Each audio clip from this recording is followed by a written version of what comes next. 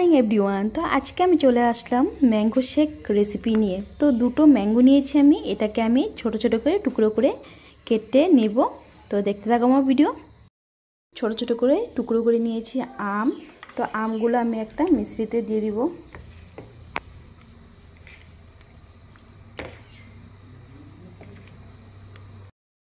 দুই table spoon চিনি দিব, আর দিয়ে দিব দুধ, দিয়ে দিব আইস কিউব। তো এটাকে আমি ব্লেন্ড করে নিব। আমার মিল্কশেক রেডি।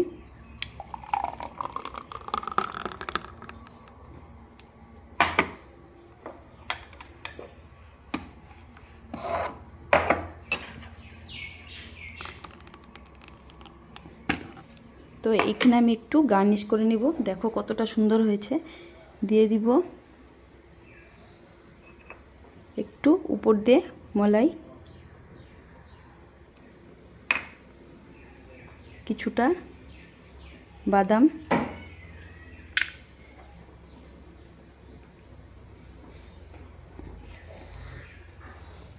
তো এখানে আমার ম্যাঙ্গো শেক রেডি।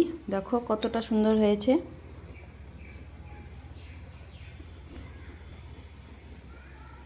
তো আমার রেসিপিটা যদি ভালো লাগে অবশ্যই কমেন্টে জানিও, আর লাইক শেয়ার সাবস্ক্রাইব করতে একদম ভুলো না। টাটা।